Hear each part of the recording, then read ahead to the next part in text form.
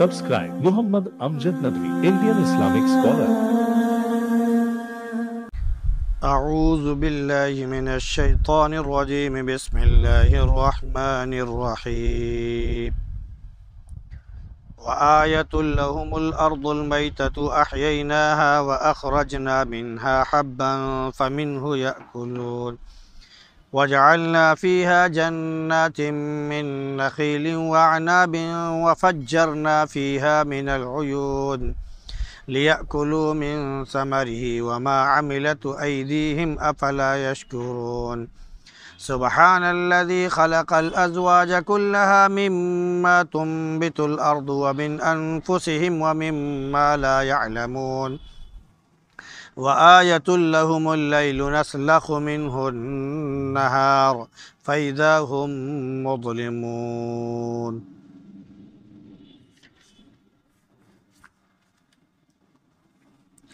وآیۃ لہم الارض المیتہ، اور ان کے لیے ایک نشانی مردار زمین ہے جسے ہم نے زندہ کر دیا اور اس سے اناج اگایا تو اس سے وہ لوگ کھاتے ہیں، اور ہم نے اس میں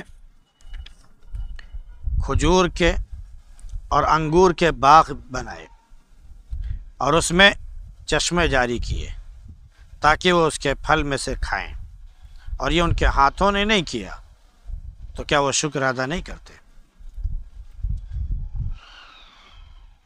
پاک ہے وہ ذات جس نے ان تمام چیزوں کے جوڑے بنائے جو زمین سے اگتی ہیں اور خود ان کے اندر سے بھی، اور ایسی چیزوں کی بھی جوڑے بنائے جنہیں وہ نہیں جانتے ہیں، اور ان کے لیے رات بھی ایک نشانی ہے جس سے ہم دن کو کھینچ لیتے ہیں تو وہ لوگ تاریکی میں رہ جاتے ہیں۔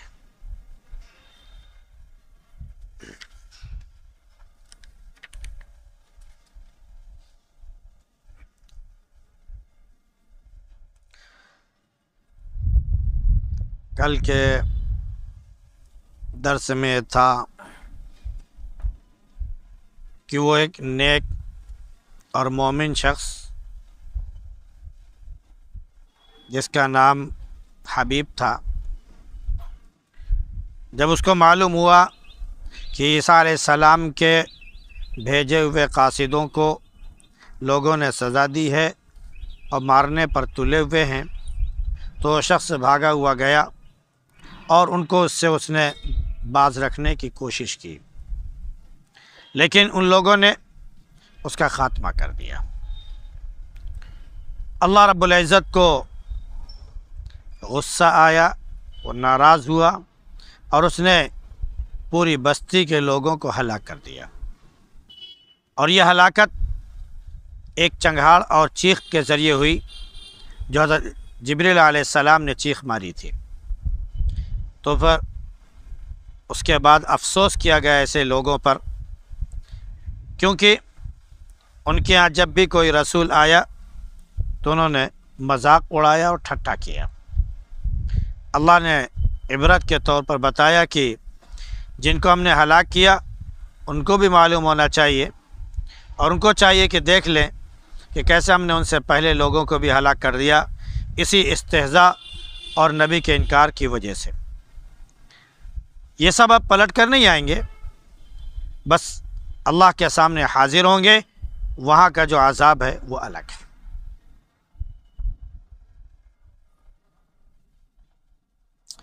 اب اس کے بعد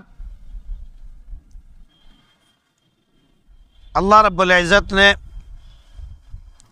زمین کو ایک نشانی کے طور پر بیان فرمایا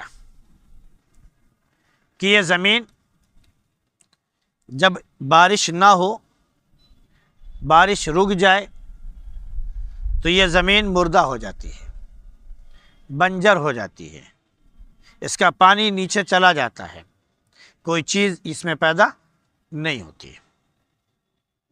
تو اللہ رب العزت نے فرمایا کہ ہم نے یہ مردہ زمین کو زندہ کر دیا، یعنی اس سوکھی اور خشک زمین کو بارش کے ذریعے ہم نے اپجاؤ بنا دیا، تر و تازہ کر دیا کہ اس میں جو چیز بھی بوئی جائے وہ چیز اگنے لگتی ہے۔ پھر اسی کے بعد ہی اللہ رب العزت نے غلے کا ذکر فرمایا کہ اسی زمین سے اس پانی کے ذریعے، اس بارش کے ذریعے ہم نے غلہ اگایا، اناج اگایا۔ اناج کا ذکر خاص طور سے اس لیے بھی ہے کہ انسانوں کے پیٹ پالنے کا، ان کے اپنے کھانے پینے کا، یوں کہہ لیجیے کہ سب سے بڑا جو نظم ہے وہ غلہ ہے۔ اسی کے ذریعے ساری دنیا اپنا پیٹ بھرتی ہے اور ان کی پرورش اور پرداخت ہوتی ہے۔ بقیہ اور چیزیں جو ہیں وہ تقویت کے لیے ہیں، قوت بہم پہنچانے کے لیے ہیں، آپ کے اندر انرجی اور طاقت پیدا کرنے کے لیے ہیں، آپ کے اندر وٹامنس پیدا کرنے کے لیے ہیں۔ لیکن اگر یہی غلہ اور اناج نہ ہوتے، اللہ رب العزت نے اس کی کمی کر دی ہوتی، تو ہزاروں لاکھوں لوگ بلکہ کروڑوں کہہ لیجئے اس بھوکمری کی وجہ سے ختم ہو جاتے ہیں، کیونکہ غلے صرف پھلوں سے پیٹ بھر کر زندگی نہیں گزاری سکتے۔ پھلوں سے اگر آدمی سوچے کہ ہم روزانہ کھائیں اور پیٹ بھر لیں اور ہمیں کسی چیز کی تشنگی اور کسی چیز کی چاہت باقی نہ رہے، تو شاید وہ دن بھر کھائے گا اور اس کا پیٹ صحیح معنوں میں نہیں بھرے گا۔ تو اللہ رب العزت نے فرمایا کہ ہم نے اناج اگایا، اس سے وہ لوگ کھاتے ہیں۔ تو یہ زمین جو ہے ایک نشانی ہے۔ پھر مزید یہ بھی فرمایا کہ صرف اناج ہی نہیں پیدا کیا، ہم نے کھجور اور انگور کے باغ بھی پیدا کیے ہیں اور باغ بھی تیار کر دیے ہیں اسی سرزمین پر، تاکہ لوگ جو ہے اس کے ذریعے بھی اپنی روزی حاصل کریں۔ اور یہ باغ تو ہر چیز کے، تمام قسم کے جو پھل ہیں، فروٹس ہیں، سب چیزوں کے باغ موجود ہیں، ان کے درخت موجود ہیں، لیکن یہاں پر کھجور اور انگور کا ذکر خاص طور سے کیا ہے۔ ان کے ذریعے بہت سی چیزیں تیار ہو جاتی ہیں۔ کھجور کے ذریعے چھوارا بھی بنتا ہے اور دیگر بہت سی مقوی غذائیں بھی اس سے بن جاتی ہیں۔ اور خود کھجور جو ہے ایک ایسی غذا ہے کہ اگر انسان کو کھانا نہ بھی ملے تو وہ کھجور کھا کے پیٹ پال سکتا ہے اور رہ سکتا ہے، اسے کسی قسم کی کوئی گزن اور تکلیف نہیں ہوگی، یعنی بھوک کا احساس، بار بار بھوک کا احساس نہیں ہوگا۔ جیسے کھانا کھانے کے بعد انسان کا پیٹ بھر جاتا ہے تو 4 6 8 گھنٹے کے لیے اس کی بھوک مر جاتی ہے اور اس کو کھانے کی چاہت نہیں ہوتی ہے، یہی حال کھجور کا بھی ہے کہ اس کے اندر پوری غذا موجود ہے۔ اللہ کے نبی صلی اللہ علیہ وسلم کے ہاں تو مہینوں چولہا نہیں جلتا تھا، مہینہ گزر جاتا تھا، چولہا نہیں جلتا تھا۔ ازواج امہات المومنین جو ہیں یہ کیسے زندگی گزارتی تھی؟ یہی کھجور ہوتا تھا، کھجور ہوتی تھی، کھجور کھاتی تھی، پانی پیتے تھے اسی سے۔ بہت سے صحابہ کرام رضی اللہ تعالی علیہم اجمعین جنگ کا واقعہ بیان کرتے ہیں کہ جنگ میں جو ہے کھانے کی اور غذا کی قلت ہو گئی، اب ہم لوگوں کو کھانا کھانے کے لیے کچھ ملتا نہیں تھا۔ اللہ کے نبی صلی اللہ علیہ وسلم نے اعلان فرمایا کہ بھائی ایسا ہے کہ اب آپ لوگوں کو صرف کھجور ملے گی اور وہی آپ لوگ کھائیں گے اور اسی پر آپ کا گزر بسر۔ تو کچھ دن تک 4 6 کھجوریں ملی 24 گھنٹے میں۔ اس کے بعد نوبت یہاں تک بھی آ گئی کہ پورے 24 گھنٹے میں صرف ایک بار ایک کھجور ملتی تھی، ایک کھجور، اور وہی کھا کر 24 گھنٹہ گویا گزارنا ہوتا تھا۔ تو بہت سے لوگوں نے جو اس میں شریک نہیں ہوئے تھے انہوں نے کہا کہ اس ایک کھجور سے آپ کا کیا بھلا ہوتا تھا، اس سے کچھ فائدہ بھی نہیں ہوتا رہا ہوگا، اس ایک کھجور کے کھانے سے آپ کو کیا مل جاتا تھا؟ تو انہوں نے کہا کہ آپ پوچھ رہے کیا مل جاتا تھا؟ اس ایک کھجور کے ملنے کی وجہ سے ہم لوگوں کو جو ایک تسلی ہوتی تھی اور جو ایک قسم کی راحت ملتی تھی، اس کی قدر اس وقت معلوم ہوئی جب اعلان ہو گیا کہ اب کھجور ملنا بھی بند۔ تب معلوم ہوا کہ ایک کھجور سے 24 گھنٹے ہم کیسے گزار لیا کرتے تھے۔ تو معلوم ہوا کہ اس کے اندر پوری غذا موجود ہے۔ اور وہی حال انگور کا بھی ہے کہ اس کے اندر غذا بھی ہے، اس کے اندر پانی بھی ہے، دونوں چیزیں اس کے اندر موجود ہیں، اور پھر اس کے ذریعے اور بھی بہت سی چیزیں بن جاتی ہیں، منقع اسی سے بن جاتا ہے، کشمش اسی سے بن جاتی ہے، اور وغیرہ وغیرہ، انسان نہ جانے کیا کیا کام میں لاتا ہے اسے۔ تو اللہ نے یہ 2 قسم کے پھل کا ذکر خاص طور سے کیا۔ اس کے بعد فرمایا کہ ہم نے ان کے اندر چشمے جاری کر دیے۔ اب چاہے وہ سوتا زمین سے پھٹ رہا ہو، سوتا پھوٹ رہا ہو، پانی ابل رہا ہو، وہ کہہ لیجئے، یا یہ کہ دوسری شکل یہ ہوتا ہے کہ اسے نہر اللہ رب العزت نے بیچ سے نکال دی، اور وہ جیسے کہ یمن کے بارے میں پڑھا، سبا کے بارے میں پڑھا کہ ان کے جو باغات تھے وہ باغات جو ہے نہر کے دونوں کی طرف دور تک ایسے چلے جاتے تھے، بیچ میں نہر ہے اور دونوں طرف سے باغات ہیں، تو جہاں پر بھی جس باغ میں بیچ سے نہر گزر رہی ہو تو آپ سمجھ سکتے ہیں کہ وہ باغ کتنا ہرا بھرا ہوگا اور اس کو کتنا پانی مل رہا ہوگا۔ اللہ نے فرمایا کہ اس کے پھل وہ کھاتے ہیں، اس کے پھل وہ کھاتے، گویا وہ بھی غذا ہے، اور یہ سب چیزیں اللہ کی طرف سے ہوئی ہیں، اللہ کی قدرت سے ہوئی ہیں، کسی کے بس میں نہیں، کسی کے ہاتھ میں اتنی طاقت نہیں کہ یہ سب چیزیں پیدا کر دے، یہ ساری چیزیں پیدا کر دے۔ مثال کے طور پر ہم جو بھی پھل کھاتے ہیں، چاہے کھجور کھائیں، چاہے انگور کھائیں، چاہے امرود کھائیں، چاہے سیب کھائیں، چاہے سنترا کھائیں، یا بادام کھائیں، اخروٹ کھائیں، یا کشمش کھائیں، یا چرونجی کھائیں، وغیرہ وغیرہ، آپ یہ سارے کے سارے پھلوں کے بارے میں جو درختوں سے اگتے ہیں آپ ان کو دیکھ لیجئے، کیا انسان ہر سال یہ پیڑ لگاتا ہے، وہ پیڑ فوراً بڑا ہو جاتا ہے، اس سے نکلتا ہے؟ ایک مرتبہ ایک بیج بو دیا جاتا ہے اور اس سے ایک بڑا تناور درخت تیار ہو جاتا ہے، اور اللہ رب العزت اس کے ذریعے ہر سال اسی فصل میں اسی موقع پر وہ چیز تیار کر دیتا ہے۔ ہمارے آپ کے بس میں نہیں ہے۔ آج کل آپ یہ سوچیں کہ ہم کو آم جو ہے باغ میں مل جائے، اب ملنے والا نہیں ہے۔ آج کل جس چیز کا موسم چل رہا ہے وہ خوب آ رہا ہے، خوب بک رہا ہے۔ جب سیب کا زمانہ ہوتا ہے تو سیب اپنے پیڑ میں، اپنے درخت میں لگے ہوئے نظر آتے ہیں۔ جب سنترے کا زمانہ ہوتا ہے سنترے لگے ہوئے نظر آتے ہیں۔ جب اخروٹ اور بادام کا زمانہ ہوتا ہے وہ اپنے لگے ہوئے نظر آتے ہیں۔ یہ سب خود بخود اللہ کے حکم سے ہوتا ہے، اللہ کے حکم سے ہوتا ہے۔ ایسا نہیں ہے کہ اس میں ہر سال ہم کچھ کرتے ہوں جس کی وجہ سے وہ پیدا ہوتا۔ یہی حال اناج کا، غلے کا بھی ہے کہ اگر ہم غلہ زمین میں بو دیتے ہیں اور بکھیر دیتے ہیں، چھترا دیتے ہیں پورے کھیت میں، تو زمین میں جانے کے بعد وہ غلہ، وہ دانہ سڑ جاتا ہے، وہ غلہ اور وہ دانہ سڑ جاتا ہے۔ آپ جانتے ہیں کہ سڑنے کے بعد کیا اس سے کوئی چیز پیدا ہو سکتی ہے؟ نہیں ہو سکتی ہے۔ آپ رکھ دیجئے کھانا باہر، سڑ جائے، آپ کہیے کہ اس سے دوسرا کھانا پیدا ہو جائے، نہیں ہو سکتا ہے۔ آپ پھل باہر رکھ دیجئے، سڑ جائے، اس سے کہہ دیجئے پیدا ہو جائے، نہیں ہو سکتا ہے۔ لیکن وہی بیج، وہی دانہ جب زمین میں جاتا ہے اور پانی ہم اس کو دیتے ہیں تو وہ پانی کو اپنے اندر جذب کرتا ہے، اور اس کے بعد وہ دانہ، وہ بیج کہہ لیجئے سڑ جاتا ہے، ختم ہو جاتا ہے۔ لیکن اللہ رب العزت اس کو زمین میں لے جانے کے بعد اسی پانی کے ذریعے، اسی سڑنے کے بعد اس سے کوپل نکالتا ہے، تناور درخت نکالنا شروع کرتا ہے، پھر وہ دھیرے دھیرے بڑھتا ہے، موٹا ہوتا ہے، پھر اس کے بعد کیا ہوتا ہے؟ اس میں سب کچھ پیدا ہونے لگتا ہے۔ خود بخود یہ اللہ کی قدرت ہے، یہ ہمارے اور آپ کے بس میں نہیں ہے کہ ہم پیدا کر سکے۔ اگر ہمارے بس میں ہوتا، ہمارے اندر یہ چیز ہوتی تو ہم جتنا چاہتے اتنا پیدا کر لیتے۔ لیکن کیا ہوتا ہے؟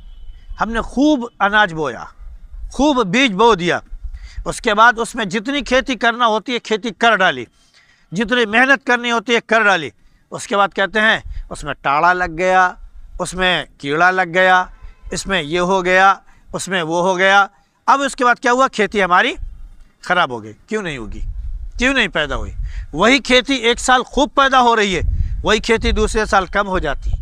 وہی پھل ایک سال خوب پیدا ہو رہا ہے، وہی پھل ایک سال کم ہو گیا یا بالکل ہی نہیں پیدا ہوا، ہر طرف وہی ہو کا عالم ہے۔ تو یہ کس کے قدرت میں ہے؟ اللہ کے۔ ہمارے اور آپ کے بس میں نہیں ہے۔ چاہے جتنی محنت کر ڈالیں، اگر اللہ نہ دینا چاہے تو ہم اسے اگا نہیں سکتے۔ تو اللہ نے فرمایا کہ وَمَا عَمِلَتْ أَيْدِيهِمْ، یہ ان کے ہاتھوں نے نہیں کیا ہے، बल्कि अल्लाह की कुदरत से, अल्लाह की ताकत से, उसके हुक्म से हुआ है। अफला यशकुरून, तो क्या अब भी शुक्र नहीं बनता है कि जिस रब ने तुम्हें गल्ला पैदा करके दिया, जिस रब ने तुम्हारे लिए अनाज उगाया, जिस रब ने तुम्हारे लिए फल उगाए, जिसने तुम्हारी ज़िंदगी के तमाम सामान बहम पहुँचाए, अपनी कुदरत से तमाम चीज़ें, तमाम नेमतों से तुम्हें नवाजा, तो क्या उस अल्लाह का शुक्र नहीं बनता है? एक गल्ला के उगाने के लिए, एक दाना उगाने के लिए आप अंदाज़ा कीजिए कि कितनी मेहनत करनी पड़ती है। न जाने कितने लोगों ने खाद बनाने में और पास बनाने में मेहनत की होगी, कितने लोगों ने दवा बनाने में मेहनत की होगी, है ना।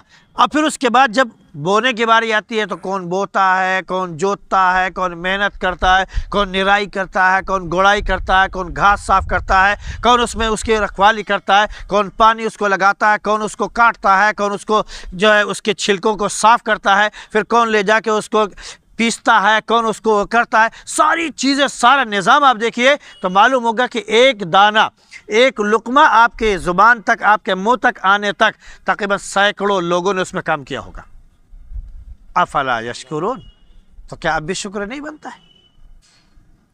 ये तुम्हारे हाथ से नहीं हुआ, अल्लाह की कुदरत से हो रहा है। तो अल्लाह ने फरमाया कि अफला यशकुरून, इसलिए हमें खाने के बाद जो हुक्म दिया गया है वो क्या है? अल्हम्दुलिल्लाहिल्लज़ी अतअमना व सक़ाना व जअलना मिनल मुस्लिमीन, कि सारी तारीफ़ अल्लाह की है, शुक्र है उस अल्लाह का जिसने हमें खिलाया, हमें पिलाया और हमें अपना मुतीअ फरमा बरदार बंदा बनाया।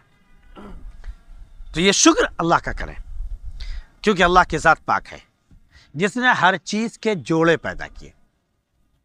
हर चीज़ के, ज़मीन से जो चीज़ उगती है और सारी चीज़ें उगती हैं, सारे फल ज़मीन से उगे, सारे अनाज ज़मीन से उगे, इंसान भी यूँ कह लीजिए ज़मीन ही से पैदा हुआ।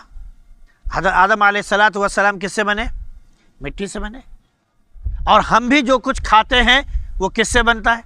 मिट्टी से। खुद यहाँ तक कि जब हम मिट्टी से बने, नुत्फ़े से बनाए गए और हम खाते रहे और हम पलते रहे, हम बढ़ते रहे, जवानी की उम्र को पहुँचे, तो ये सारी कैफियत जवानी में जो पैदा होती हैं वो सारी चीज़ें, यही ग़िज़ा जो पैदा होती है उसी को खाकर ही बनती है।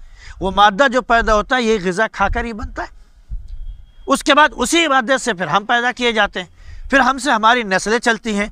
तो सारी चीज़ें ज़मीन से पैदा हो रही है। नहीं, इंसान भी पैदा हुआ। अल्लाह ने फरमाया कि जब इनको हम मार देंगे तो इनको फिर ज़मीन से उगाएंगे, जैसे कि ये गल्ले और अनाज उगते हैं। जैसे ये पेड़ पौधे उग रहे हैं, ये अनाज और गल्ला उग रहा है, वैसे ही मरने के बाद इंसान को क़यामत के दिन हम उगाएंगे और बारिश के ज़रिए उगाएंगे। तो इंसान भी ज़मीन ही से उग रहा है। तो अल्लाह ने फरमाया कि ज़मीन से जो चीज़ उग रही है हमने उसके जोड़े बनाए हैं। जो ज़िंदा हैं, जिनके अंदर रूह है, उनके भी जोड़े मौजूद हैं, चाहे वो इंसान हो, चाहे वो जिन्नात हो, चाहे वो शयातीन हो, चाहे वो क्या बोलते हैं कि ज़मीन में चलने फिरने वाले और रेंगने वाले कीड़े मकोड़े हों। जो भी तकरीबन 18,000 मखलूक जो बताई जाती है जिनके अंदर रूह है, ज़िंदगी है, उन 18,000 मखलूक को ले लीजिए। उन मखलूक़ात में अल्लाह रब्बुल इज़्ज़त ने जोड़े बनाए। फिर उसके बाद जिनके अंदर रूह नहीं है और वो चीज़ बढ़ती है, समझ रहे नहीं भाई? ये दरख्त है, छोटा सा पैदा होता है, फिर ये बढ़ता है। अनाज का जो भी पौधा होता है वो छोटा सा होता है, वो बढ़ता है। फूल का जो पौधा होता है वो छोटा सा होता है, बढ़ता है। घास फूस होती है वो छोटी सी होती है, उसके बाद वो चीज़ बढ़ती है ना। तो ये हर पनपने वाली चीज़, उभरने वाली चीज़, बढ़ने वाली चीज़, अल्लाह रब्बुल इज़्ज़त ने फरमाया हमने उसके भी जोड़े बनाए। तो मालूम हो कि ये अनाज, ये गल्ले और ये तमाम चीज़ें जो हैं इनके अंदर भी जोड़े मौजूद हैं, नर और मादा मौजूद हैं। उनके मिलाप से अल्लाह रब्बुल इज़्ज़त इनकी अफज़ाइश करता है। हर साल ये जो फल आते हैं, ऐसा नहीं है कि सारे फल नर ही नर हैं, सारे फल जो है वो मादा ही मादा होते हैं। अल्लाह रब्बुल इज़्ज़त ने उनके अंदर वो कैफियत रखी हैं कि वो नर भी होते हैं और वो मादा भी होते हैं, और उनके मिलाप से वो चीज़ पैदा होती है। सहाबा किराम रज़ी अल्लाह ताला अलैहिम अजमाइन,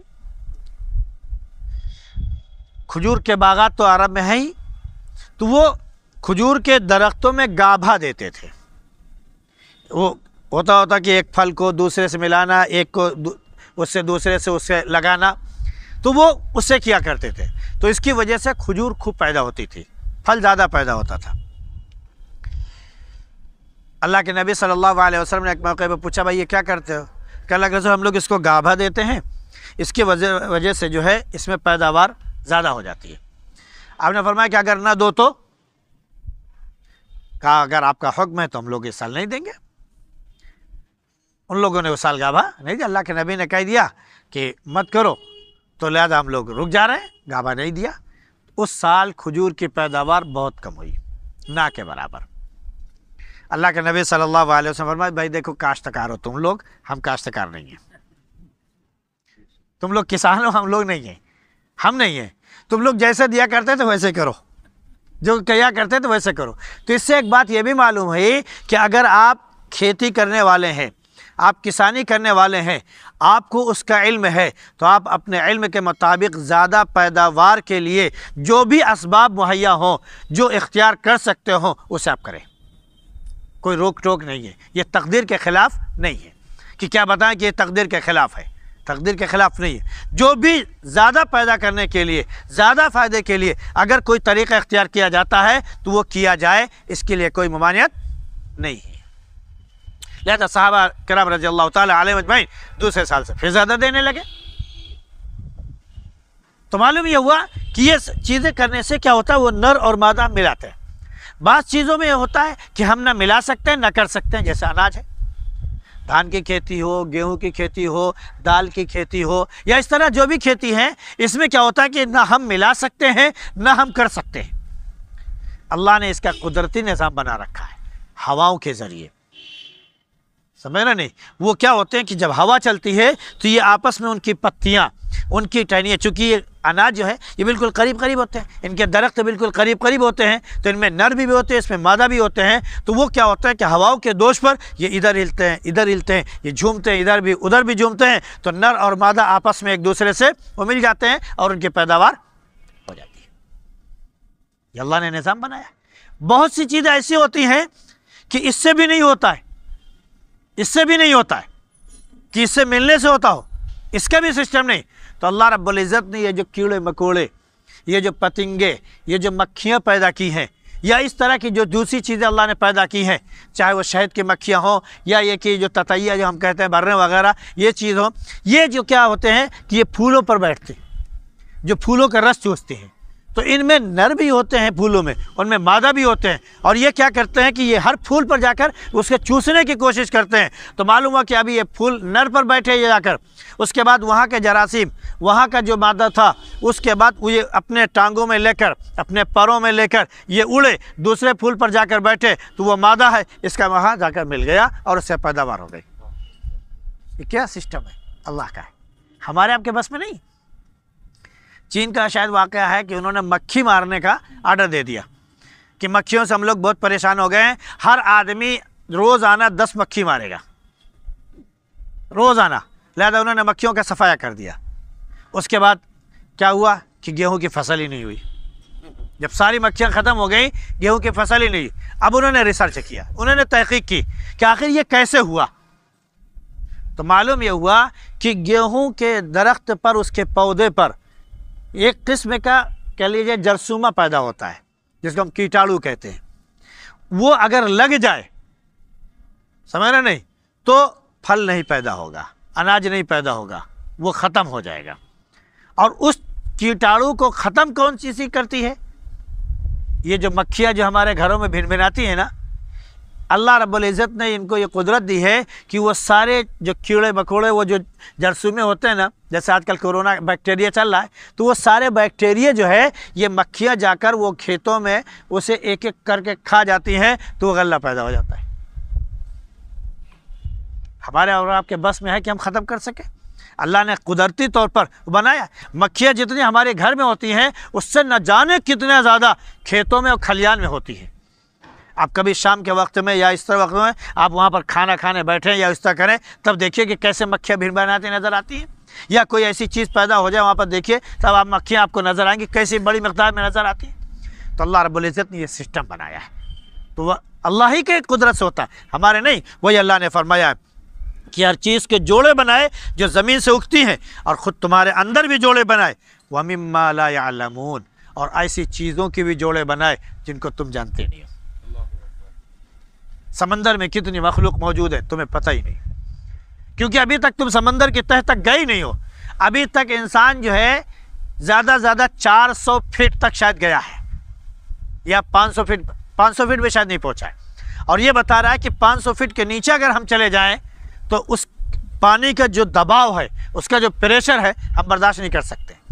یہاں تک کہ سمندر میں رہنے والی مخلوق ویل مچھلی تک کے بارے میں کہتے ہیں کہ وہ بھی 400 فٹ 500 فٹ کے بیچ میں ہی رہتی ہیں، اس سے نیچے نہیں جاتی۔ اب اس کے نیچے جو مخلوق موجود ہیں ابھی تک تو ہم سے ناپید ہیں، نہ جانے فضاؤں میں کتنی مخلوق موجود ہیں ہم سے ناپید ہیں، ان کے نر اور مادے کو کیا ہم جان سکتے ہیں؟ جب ہم دیکھ نہیں سکتے ہیں تو ان کے نر اور مادے کو کیسے جان سکتے ہیں؟ آج جو ہوا چلی ہوئی ہے اور پوری دنیا خوف زدہ ہے، جب تک ماسک نہ لگاؤ کورونا نہیں رکے گا۔ ایک ایسی مخلوق، ایسا بیکٹیریا جس کو نہ سائنسی لیب میں ریسرچ کیا جا سکتا ہے، نہ اس کے بارے میں جانا جا سکتا ہے، اور نہ اس کی پکڑ دھکڑ ہو سکتی ہے، تو آپ اندازہ کر سکتے ہیں ابھی تک پہلی لہر آئی، اس کے بعد اسی کی نسل، اس کی اولاد پیدا ہوئی، دوسری لہر آئی، اب اس کی تیسری اولاد پیدا ہو گئی ہے۔ اگر نر مادہ نہیں تھے تو یہ اس کا پوتا ہی تو ہوا، پوتا ہی تو ہے کہ کون؟ اور بھائی یہ کہاں سے پیدا ہو گئے؟ معلوم ہوا کہ نر اور مادہ موجود ہے تب یہ نسل چل رہی ہے، اور مزید سائنس یہ بھی کہہ رہی ہے کہ ابھی یہ نسل چلتی ہی رہے گی، اب ختم ہونے والی نہیں ہے۔ لیجیے سر، اور ہم ایک نظر نہ آنے والی مخلوق سے، بیکٹیریا سے ایسے ڈرے ہوئے ہیں کہ دکان بند، کاروبار بند، فیکٹری بند، گاڑی بند، جہاز بند، ہر چیز بند۔ کس سے؟ جو چیز نظر نہیں آ رہی اس سے، سمجھ رہے نہیں؟ تو یہ اللہ نے فرمایا کہ وَمِمَّا لَا يَعْلَمُونَ، اور ایسی چیزوں کی بھی نر اور مادہ ہم نے پیدا کیے، جوڑے بنائے ہیں جن کو وہ جانتے ہی نہیں ہیں، اور شاید تا قیامت جان بھی نہیں پائیں گے۔ پھر فرمایا کہ رات جو ہے یہ نشانی ہے، رات جو ہے یہ نشانی ہے کہ دن پر اللہ رب العزت رات کو چڑھا دیتا ہے۔ اس کی انشاءاللہ تفصیل مزید بتائیں گے کل سے۔ تو یہ بھی ایک قسم کی نشانی ہے، رات اور دن کا آنا اور جانا، اور دن جیسے ہی ختم ہوتا ہے رات کی تاریکی اس کے اوپر چھا جاتی ہے۔ معلوم یہ کہ رات اصل ہے، اندھیرا اصل ہے، اس کے بعد سورج کی کرن، اس کی روشنی سے وہ تاریکی چھٹتی ہے تو یہ دن کا اجالا ہو جاتا ہے۔ اس پر انشاءاللہ گفتگو اللہ نے چاہا تو کل کریں گے۔ سبحان اللہ بحمدی، سبحانک اللہم وبحمدک، ونشہد ان لا الہ الا انت، نستغفرک ونتوب الیک۔